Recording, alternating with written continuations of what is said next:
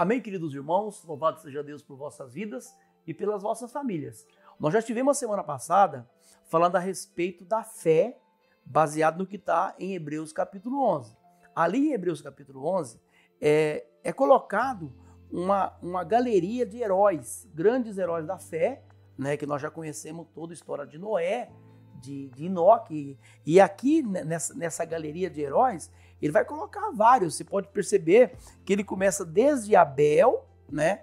E ele vai tocando, vai passar ali por Noé, por Abraão, por Sara, Isaac, Jacó, José, Moisés, e depois ele vai chegar até Raabe, Gideão, Davi, Samuel, e depois ele joga no plural, meio que generalizando, dizendo que são vários profetas. Depois ele diz assim, e os outros, versículo 36, e os outros experimentaram escárnios e açoites e até cadeias e prisões. No versículo 40 ele fala assim, aprovando Deus alguma coisa melhor ao nosso respeito, para que ele sem nós não fosse aperfeiçoado. Então você percebe que até esses irmãos heróis, eles ainda não chegou à conclusão da perfeição, porque eles não foram glorificados. Nós somos um ser tripartido, que Deus tem um propósito conosco, que começa na regeneração, ele passa para a transformação e vai até a glorificação. Esses irmãos heróis aqui, eles já estão na glória, já estão lá com o Pai no paraíso, porém ainda não glorificados. E eles precisam ser glorificados, que seria essa questão do aperfeiçoado. Mas ele sem nós não pode ser aperfeiçoado e nem glorificado.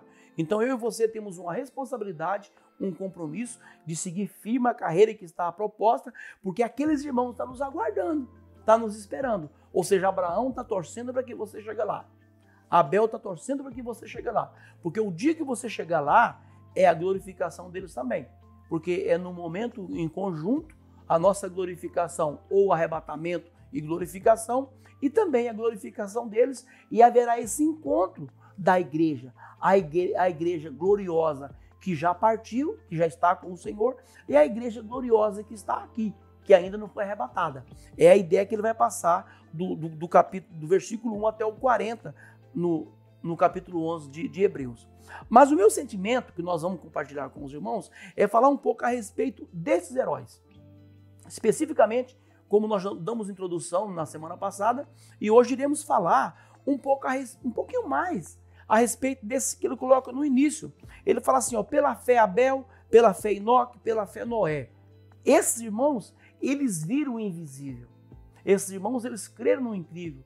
Porque, olha, imagina Noé. O Noé, na sua idade já avançada, imagina esse homem chamado Noé, a situação dele, né, já um idoso no local que não chovia, e Deus prometer que haveria um dilúvio para ele, que haveria um dilúvio, que toda a raça humana iria acabar e que ele deveria construir uma arca. O Noé, meus irmãos, ele vai viver 950 anos, mas depois do dilúvio ele viveu 350, ou seja, ele já tinha ali os seus 600 anos no dilúvio. E durante todo aquele tempo, né, chovendo 40 dias, 40 noites, é uma situação complexa para esse homem dentro de uma arca, né, que não podia sair, fechada por todos os lados. E nessa fé persistente, é disso que ele está falando. Nós não somos dignos, né, da fé desses irmãos. Um homem como esse, que 950 anos, o que ele passou, aquela situação basicamente do naufrágio da sua embarcação, a água não entrou dentro, mas imagina a situação que ele viveu com aqueles répteis, com aqueles quadrúpedes, com todos aqueles mamíferos, toda aquela situação. Noé viveu isso. Mas esse Noé, que faz parte da galeria dos heróis, nós temos outros que antecedem ele. Nós poderíamos falar que ele vai colocar, por exemplo, a respeito do Enoque e do Abel. Quem foi esse Enoque?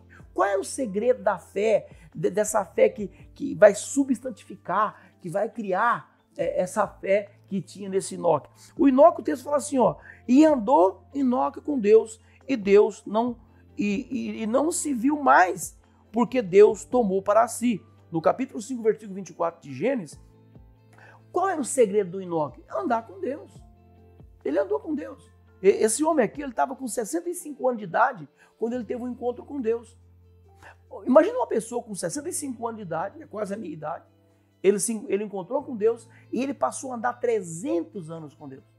Durante 300 anos ele viveu uma vida de andar com Deus de dia, andar com Deus de noite, ia para o trabalho com Deus, tomava banho com Deus, dormia com Deus. E depois de 300 anos andando com Deus, então Deus falou assim, ó, o Enoque já andou muito comigo, vem para cá. Ele foi tirado da terra. E esse Enoque, ele é uma tipologia do meio do teu arrebatamento. Às vezes você vai para o culto, você faz algumas coisas para Deus, mas você tem andado com Deus. E isso aqui vai mostrar a condição para ser arrebatado. Para ser arrebatado não é pertencer à igreja A, B e C. Não é por causa de tanta obra que você faz, eu trabalho, eu faço isso, faço aquilo. Não, a questão da obra, ela faz parte da vida cristã, mas o principal da vida cristã é o andar com Deus. Enoque foi tomado porque ele andou com Deus. E eu e você seremos arrebatados pelo fato de andarmos com Deus. É fazer as coisas, não é para Deus, é fazer as coisas com Deus. Não é você trabalhar para Deus, é você trabalhar com Deus. Não é você servir a Deus só, mas você servir a Deus com Deus intermesclado, junto, unido. Isto esse Enoque fez. Esse homem fez isso. E o texto fala que ele andou com Deus. E por ter andado com Deus 300 anos, Deus o tomou para si. Aqui você vai aprender a primeira menção do arrebatamento. Isso aqui é a figura do arrebatamento da igreja.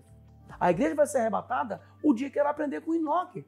Se você aprender com Enoque, você vai aprender a ser arrebatado. Mas o que eu aprendo com Abel?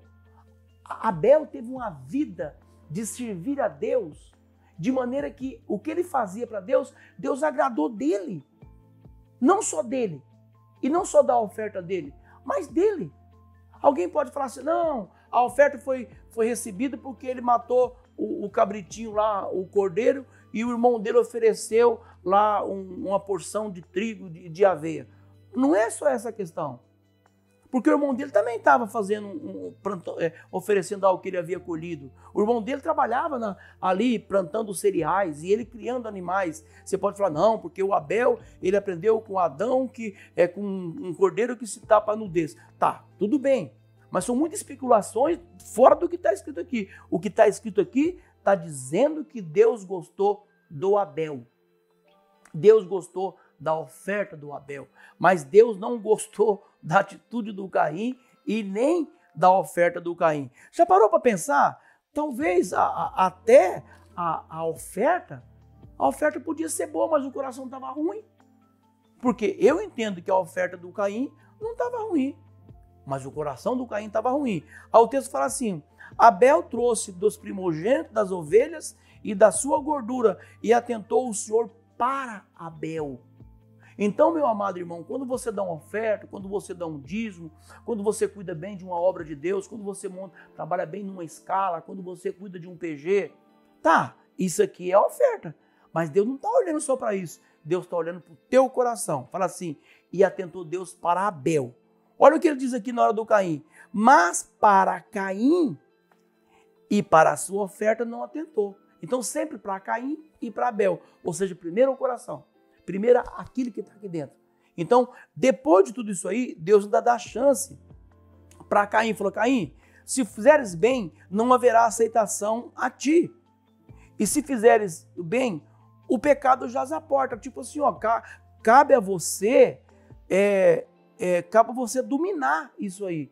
Então, Deus vai passar para Caim a oportunidade dele dominar. Ele poderia se arrepender, mudar de atitude, mas o coração do homem era ruim. Mesmo depois daquilo ali. Tanto é que ele vai cometer o primeiro assassinato ali naquele dia. E você percebe que o primeiro homicídio que aconteceu aqui nessa terra foi num culto. Então, perceba bem, todos os cultos têm divindade que vem receber. E a divindade que recebeu o culto do Caim levou ele a cometer um homicídio. Que Deus tenha misericórdia de nós. Espero que você entenda. Eu não vou abrir muito leque aqui porque o tempo não é para isso. Mas daria para cavucar um pouquinho mais e achar o que está nesse coração desse Caim. Eu creio que em outra oportunidade a gente vai estar exaurindo mais esse tema aqui, no nome do Senhor Jesus. Que Deus abençoe a tua vida. Amém.